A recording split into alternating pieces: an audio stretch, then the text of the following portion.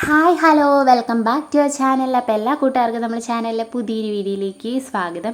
ഏകദേശം 10-11 ദിവസമൊക്കെ ആയിട്ടാണ് നമ്മൾ ലോങ് വീഡിയോ ഒക്കെ ഇട്ടിട്ട്. അപ്പോൾ ഷോർട്സിലൊക്കെ കണ്ട പോലെ കുഞ്ഞാപ്പിനെയും കൊണ്ട് അഡ്മിറ്റൊക്കെ ആയിരുന്നു. കുഞ്ഞാപ്പി അഡ്മിറ്റ് ആണെങ്കിലും അബിക്കും പനിയൊക്കെ ആയിരുന്നു കേട്ടോ. പനിയും ജലദോഷമൊക്കെ ആയിട്ട് കുറേ ദിവസം ഇങ്ങനെ ഹോസ്പിറ്റലൊക്കെ കയറി നടന്ന് ക്ഷീണിച്ചാവശതയായിരിക്കുന്ന അവസ്ഥയിലാണ്. ഇപ്പോൾ റിക്കവറായി, കുഴപ്പമൊന്നുമില്ല. എന്നാലും നമ്മൾ അച്ഛൻ്റെ അമ്മയുടെയൊക്കെ അടുത്താണ് കേട്ടോ. അപ്പം നമ്മൾ വീട്ടിലോട്ട് പോകുന്നതിൻ്റെ തലേ ദിവസത്തെ വീഡിയോ ആണ്. അതായത് ഞാൻ ഈ വീഡിയോ അപ്ലോഡ് ആക്കുമ്പോൾ നമ്മൾ തീക്കോയി വീട്ടിലായിരിക്കും. അപ്പോൾ നമ്മുടെ ഇന്നത്തെ വീഡിയോ ഒരു ഹാഫ് ഡേ ഇൻ മൈ ലൈഫാണ് കേട്ടോ. അപ്പം എന്താ രാവിലെ എണീറ്റ് എന്നത്തെയും പോലെ പല്ലൊക്കെ തേക്കാണ്. കുറച്ച് താമസിച്ചാണ് ഇപ്പോൾ എണീക്കുന്നത്, കാരണം ക്ലാസ് ഒന്നും ഇല്ല. പിന്നെ പിള്ളേരൊക്കെ ആണെങ്കിലും രാത്രി ഉറങ്ങിയാലും ഞാനിങ്ങനെ ഇടയ്ക്കിടയ്ക്ക് എണീറ്റൊക്കെ നോക്കും. അപ്പോൾ അതുകൊണ്ട് എൻ്റെ ഉറക്കം അങ്ങ് ശരിയാകുന്നില്ല. അതുകൊണ്ടാണ് മുഖമൊക്കെ ഇങ്ങനെ ഇടുമിച്ച് എന്തോ പോലെ ഇരിക്കുന്നത് കേട്ടോ. പിന്നെ ഞാൻ ഇട്ടേക്കുന്ന കോസ്റ്റ്യൂം വലിയ സെറ്റപ്പൊന്നും അല്ല, കാരണം ഇത് ഏട്ടയുടെ ഷർട്ടാണ്. പകുതി ഡ്രസ്സൊക്കെ വീട്ടിലല്ലേ. അപ്പോൾ ഇവിടെ വന്നപ്പോഴത്തേക്കിനും മഴയും കാര്യങ്ങളൊക്കെ ആണ്, ഡ്രസ്സ് അങ്ങനെ ഉണങ്ങുന്നൊന്നുമില്ല കേട്ടോ. അധികം ഒന്നും കൊണ്ട് ഞാൻ കൊണ്ടുന്നില്ല. പിന്നെ നമ്മൾ അങ്ങോട്ടും ചുമന്നുകൊണ്ടൊക്കെ പോകണമല്ലോ എന്ന് വിചാരിച്ചിട്ട്. അപ്പം അതുകൊണ്ട് എല്ലാവരും എൻ്റെ കോസ്റ്റ്യൂമിനെ അങ്ങ് അവഗണിക്കുക കേട്ടോ. അപ്പം ഇതാ പല്ലൊക്കെ തേച്ച് കഴിഞ്ഞിട്ടുണ്ട്. പിന്നെ കുറേ പേര് ചോദിച്ചിട്ടുണ്ടായിരുന്നു കുഞ്ഞാപ്പിക്ക് എന്താ പറ്റിയെന്ന്. കുഞ്ഞാപ്പിക്ക് പനിയും ജലദോഷമൊക്കെ ഉണ്ടായിരുന്നു. അപ്പം നമ്മൾ ഹെൽത്തിൽ നിന്നൊക്കെ മരുന്ന് മേടിച്ച് കൊടുത്തോണ്ടൊക്കെ ഇങ്ങനെ ഇരിക്കുമായിരുന്നു. അപ്പോൾ രാവിലെ ഒരു ദിവസം ക്ലാസ്സിൽ വിടാതെയും ഞാനിങ്ങനെ വീട്ടിൽ സംരക്ഷിച്ച് ഇങ്ങനെ നോക്കിക്കൊണ്ടിരിക്കുകയായിരുന്നു. അപ്പോൾ രാവിലെ ഒരു ദിവസം വെളുപ്പിന് എണീറ്റു കേട്ടോ. 5 മണിക്ക് എണീറ്റു. അത് കഴിഞ്ഞിട്ട് കുറേ നേരം കളിച്ച് ചിരിച്ചിങ്ങനെ നടന്നു കേട്ടോ. അത് കഴിഞ്ഞിട്ട് കുറേ നേരം കഴിഞ്ഞപ്പോഴത്തേക്കിനും ആൾക്ക് ഭയങ്കരമായിട്ട് ഉറക്കം വരുന്നു, അല്ലെങ്കിൽ ക്ഷീണം കാണിച്ചു. അപ്പം ഞാൻ കൊണ്ടുപോയി പതുക്കെ കിടത്തി ഫീഡൊക്കെ ചെയ്ത് കിടത്തിയിട്ട് ഞാൻ അടുക്കളയിലേക്ക് ഒരു കട്ടൻ ചായയൊക്കെ ഇട്ട് കുടിക്കാമല്ലോ എന്ന് വിചാരിച്ചിട്ട് അങ്ങനെ അടുക്കളയിൽ പോയി ഞാൻ ചായയൊക്കെ ഇട്ടുകൊണ്ട് വന്നപ്പോഴത്തേക്കിനും ചുമ്മാ ഞാൻ കൊച്ചിനെ ഒന്ന് നോക്കിയേക്കാമെന്ന് വിചാരിച്ച് വന്ന് നോക്കിയപ്പോഴത്തേക്കും എൻ്റെ തല ഭയങ്കരമായിട്ട് വേർക്കുന്നുണ്ട്. അപ്പം ഞാനോർത്ത് പനിയുടെ ആയിരിക്കും, പനി വിട്ടതൊക്കെ ആയിരിക്കും, എന്നാലും കുറച്ച് സിറപ്പോടെ കൊടുത്തേക്കാം എന്ന് വിചാരിച്ച് ഞാനിവനെ വിളിച്ചേൽപ്പിക്കാൻ നോക്കിയപ്പോഴത്തേക്കിനും ഇവനെ എന്ത് ചെയ്ത് കണ്ണു തുറക്കുന്നില്ല. പിള്ളേരൊക്കെ വിളിച്ചിട്ട് എണീക്കാതെ വന്ന് കഴിയുമ്പോഴത്തേക്കിനും അവളുടെ അവസ്ഥ അറിയാമല്ലോ. ഞാൻ കുറേ തവണ കുഞ്ഞാ ഇങ്ങനെ കുറേ തവണ വിളിച്ചപ്പോൾ എനിക്ക് പിന്നെ എനിക്ക് എന്തോ പന്തികേട് തോന്നി. എന്നാൽ മുഖം കഴിയിക്കാമെന്ന് വിചാരിച്ചിട്ട് എടുത്ത് തോളയിട്ട് പൈപ്പിങ്ങ കൊണ്ടുപോയി മുഖമൊക്കെ കഴിച്ചപ്പോഴത്തേക്കിനും കഴുത്തിങ്ങനെ പുറകോട്ടിങ്ങനെ ബലമില്ലാത്ത പോലെ ഇങ്ങനെ ചെരിഞ്ഞെരിഞ്ഞ് പോവുകയാണ് കേട്ടോ. അപ്പം എനിക്കെന്തോ ഒരു മിസ്റ്റേക്ക് തോന്നി, എന്ത് പറ്റിയതാണെന്നും അറിയത്തില്ല. പിന്നെ തലയൊക്കെ ഇങ്ങനെ വെട്ടി വേർക്കുന്നു. അപ്പം ഞാൻ പെട്ടെന്ന് ഏട്ടനെ വിളിച്ച് കഴിഞ്ഞപ്പോഴത്തേക്കും കൊച്ചു കണ്ണ് ഓർക്കുന്നില്ല, ഏട്ടാ എന്നെ ചെയ്യുന്ന വേഗം ഒരു ഓട്ടോറിക്ഷ പറഞ്ഞു വിടാം, പെട്ടെന്ന് ഹോസ്പിറ്റലിൽ പോകണമെന്ന് പറഞ്ഞു. അങ്ങനെ നമ്മൾ സ്ഥിരം വിളിക്കുന്ന ആ ചേട്ടനല്ലേ, പ്രിൻസ് ചേട്ടൻ. അപ്പം പ്രിൻസ് ചേട്ടൻ്റെ ഓട്ടോ കളത്തിലുണ്ടായിരുന്നു. ആ ചേട്ടൻ പിന്നെ പെട്ടെന്ന് വന്നു കേട്ടോ. പല്ല് പോലും തേക്കാതെ ഞാൻ അതേ കോസ്റ്റ്യൂമിൽ കുഞ്ഞിനെയും തോളയിലിട്ട് അബീനെ ഉറക്കത്തിൽ നിന്ന് വിളിച്ചിട്ടാണ് അബി എണീക്കുന്നുമില്ല. പിന്നെ കുറേ തവണ വഴക്കൊക്കെ പറഞ്ഞ് ഒരു തരത്തി വലിച്ച് കയറ്റി ഞാൻ ഓട്ടോയെ കയറ്റി.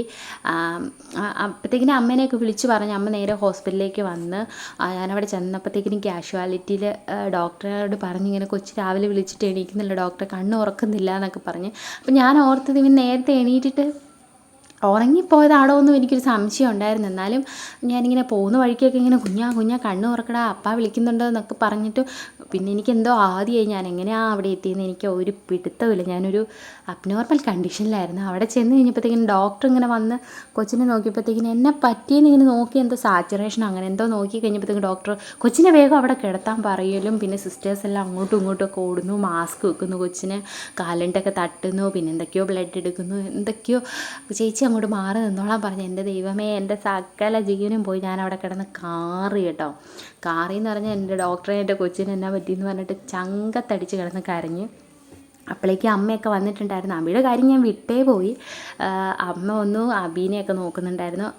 പിന്നെ കുറേ നേരം കഴിഞ്ഞപ്പോഴത്തേക്കിന് ഡോക്ടർ എൻ്റെ കാർച്ച കണ്ടുകൊണ്ട് പറഞ്ഞു കുഴപ്പമൊന്നുമില്ല, ഷുഗർ താന്നാണ്, ഭക്ഷണം കഴിക്കാതാണോ കിടന്നതെന്നൊക്കെ ചോദിച്ചു. ഞാൻ പറഞ്ഞു അല്ല, ഇപ്പം ഫുഡൊക്കെ കഴിച്ചിട്ടാണ് കിടന്നേ, അപ്പം എന്നാന്ന് അറിയത്തില്ല, കുഴപ്പമൊന്നുമില്ല. ഇപ്പം ഒരു ഷുഗർ അത്രയും അങ്ങ് താന്നു പോയായിരുന്നു, 20-ലോട്ടൊക്കെ എത്തിപ്പോയായിരുന്നു കേട്ടോ. അപ്പോൾ അതുകൊണ്ട് ഡോക്ടർ പറഞ്ഞു കുറച്ച് കഴിയൊന്ന് റിക്കവറായി വരാൻ വേണ്ടിയിട്ട്, കരയേണ്ട ആവശ്യമൊന്നുമില്ല എന്നൊക്കെ പറഞ്ഞ് ആശ്വസിപ്പിച്ച്.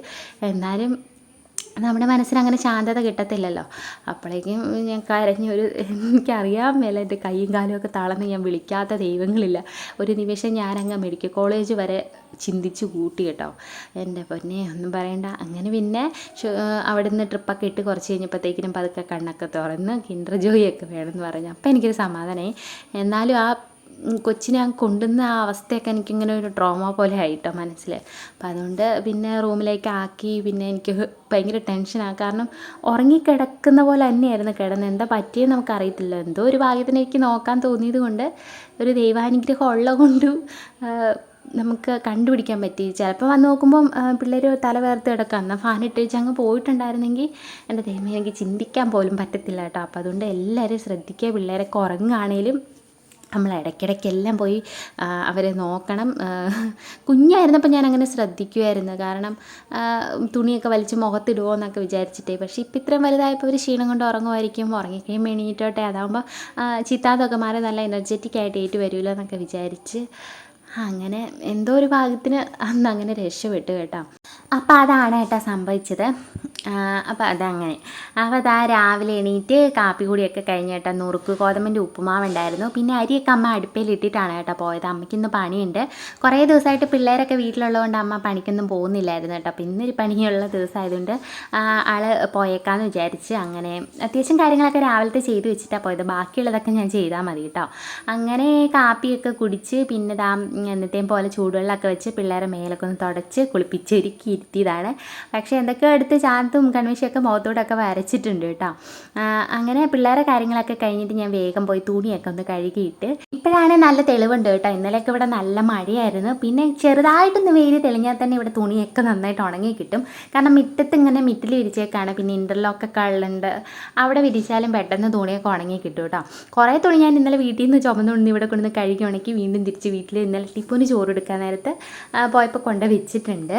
അത് കഴിഞ്ഞിട്ട് വന്നിട്ട് തറയൊക്കെ ഒന്ന് തുടച്ച്. പിള്ളേർ എപ്പോഴും ഇവിടെ ഇങ്ങനെ കയറി ഇറങ്ങി നടപ്പും കിടപ്പും അവിടെ വെച്ച് ഭക്ഷണം കഴിക്കലും ഒക്കെ ആയതുകൊണ്ട് അങ്ങനെയെല്ലാം തുടച്ചിട്ടതിന് ശേഷം നേരെ പോയി കുളിച്ച് കേട്ടോ. കുളിച്ചിട്ട് വന്നിട്ട് പിന്നെ കുറേ നേരം ഇങ്ങനെ ഇരുന്നിരുന്നു.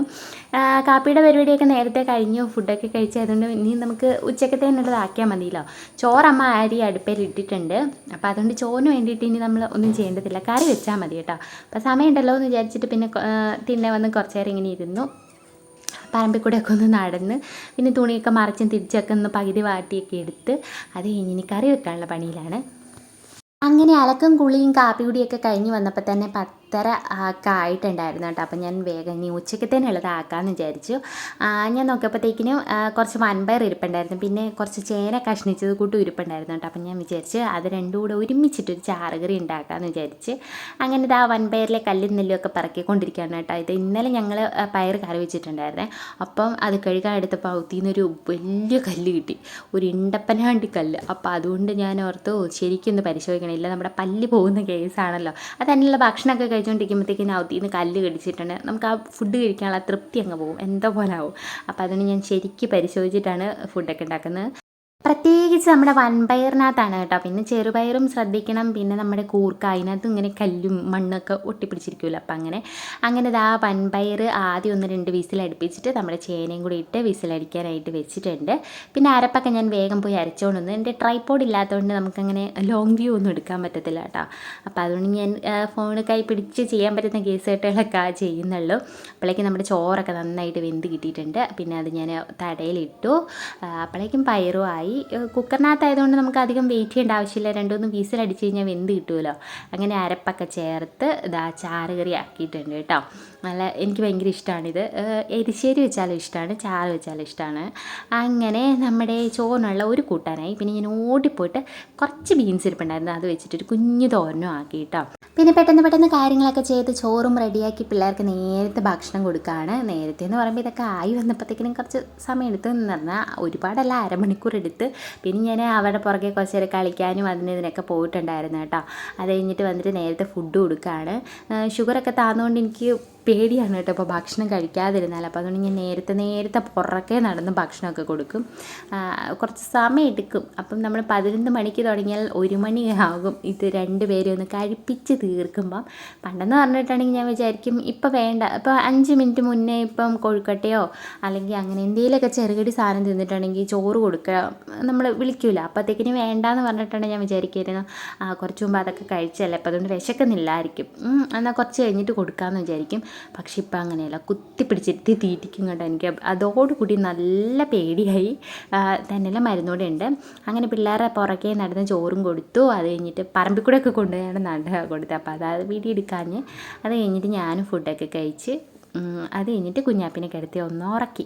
എനിക്ക് വീട്ടിലോട്ട് പോകണമായിരുന്നു, അപ്പോൾ അതുകൊണ്ടാണ് ഞാൻ കുഞ്ഞാപ്പിനെ കിടത്തി ഉറക്കിയത് കേട്ടോ. കുറേ നേരം തോളയിലൊക്കെ ഇട്ട് പിന്നെ പാട്ടൊക്കെ പാടി ഒരു തരത്തിൽ ഉറക്കി കിടത്തി. അപ്പോഴേക്ക് ഏട്ടായി ഓട്ടമൊക്കെ കഴിഞ്ഞ് വന്നിട്ടുണ്ടായിരുന്നു കേട്ടോ. പിന്നെ ആൾ കാപ്പി കുടിച്ചപ്പോൾ താമസിച്ചാണെന്ന് പറഞ്ഞു. അതുകൊണ്ട് ഞാൻ ചോറൊന്നും കൊടുക്കാൻ നിന്നില്ല, നേരെ വീട്ടിലോട്ട് പോകാമെന്ന് വിചാരിച്ച് അവിടെ പോയി. ഇപ്പോഴാണെങ്കിൽ തെളിവുണ്ടല്ലോ, അടിച്ചു വാരിയൊക്കെ ഒന്ന് ഇടാം. പെരയ്ക്കകത്തെ പരിപാടിയൊക്കെ കഴിഞ്ഞതാണ് കേട്ടോ, പുറം പണി മാത്രമേ ഉള്ളൂ. തുടച്ചൊക്കെ ഇട്ടിട്ടുണ്ട്. 2 ദിവസമായിട്ട് ടിപ്പോന് ചോറ് കൊടുക്കാൻ വരുമ്പോൾ പറ്റുന്ന ഇങ്ങനെ ചെയ്ത് വെക്കും. എല്ലാം കൂടെ ഒറ്റയടിക്കാകുമ്പോഴത്തേക്കിന് നന്നായിട്ട് മടുക്കും. അപ്പോൾ അതുകൊണ്ട് അത്യാവശ്യം എല്ലാം ക്ലീനായിട്ടൊക്കെ ആണ് കേട്ടോ കിടക്കുന്നത്. അപ്പോൾ നമ്മൾ നേരെ വീട്ടിലെത്തി. പിന്നെ കുറച്ച് മിറ്റടി കാര്യങ്ങളും ഒക്കെ ആയിരുന്നു കേട്ടോ. അപ്പോഴത്തേക്കിനും വീട്ടിൽ നിന്ന് കോള് വന്നു, കുഞ്ഞാപ്പി എണീറ്റ് അവനിവിടെ അമ്മേനെ തിരക്കി ഭയങ്കര ബഹളമാണെന്നൊക്കെ പറഞ്ഞിട്ട്. പിന്നെ ഞാൻ ഷടപടേന്ന് കാര്യങ്ങൾ ചെയ്തുകൊണ്ട് അതിൻ്റെ ഒന്നും വീഡിയോ എടുക്കാനായിട്ട് പറ്റിയില്ല കേട്ടോ. പിന്നെ കുറച്ച് നേരം കഴിഞ്ഞ് ഞങ്ങൾ തിരിച്ച് പോരാൻ നേരം ആയപ്പോഴത്തേക്കിനും ആൾ ശാന്തമായി എന്ന് പറഞ്ഞു കേട്ടോ. പിന്നെ ടിപ്പുവിന് ചോറൊക്കെ ആക്കി കൊടുത്ത് നമ്മൾ തിരിച്ചിതാ വന്നുകൊണ്ടിരിക്കുകയാണ്. പിന്നെ ക്ലീനിങ്ങിൻ്റെ ഒരു വീഡിയോ നമ്മൾ ഷോർട്ടായിട്ട് ചെയ്തുകൊണ്ടാണ് ഞാൻ വിശദമായിട്ട് കാണിക്കാത്തതും. അങ്ങനെ വീട്ടിൽ വന്നപ്പോഴത്തേക്കിനും മടുത്ത് തൊലഞ്ഞിട്ടുണ്ടായിരുന്നു. അപ്പം ഇനിയൊന്ന് മേലൊക്കെ ഒന്ന് കഴുകണം. വൈകിട്ട് കപ്പയും ചിക്കനും ഒക്കെ ആക്കിയിട്ടുണ്ട് കേട്ടോ അമ്മ. സത്യം പറഞ്ഞാൽ എനിക്കിനി പ്രത്യേകിച്ച് പരിപാടിയൊന്നുമില്ല, ഇവരുടെ പുറകെ ഇങ്ങനെ നടക്കാമെന്ന് മാത്രമേ ഉള്ളൂ. പിന്നെ ഞാൻ വന്നു കഴിഞ്ഞിട്ട് വേഗം പിള്ളേരെ ഒന്ന് വെള്ളമൊക്കെ ഒന്ന് ചൂടാക്കി മേലൊക്കെ ഒന്ന് തുടച്ചു എന്നത്തെയും പോലെ. ഞങ്ങൾ വന്നു കഴിഞ്ഞപ്പോൾ കുറച്ച് താമസിച്ചു കേട്ടോ. ഏട്ടായിക്ക് പേട്ട വരെ ഒന്ന് പോകേണ്ട ഒരു ആവശ്യം ഉണ്ടായിരുന്നു. അപ്പോൾ ഞാനും വെറുതെ ഇങ്ങനെ വണ്ടിയുടെ പുറകെ ഇരുന്നങ്ങ് പോയി. അതൊക്കെ കഴിഞ്ഞപ്പോഴത്തേക്കിനും ഇച്ചിരി താമസം ഉണ്ടായിരുന്നു.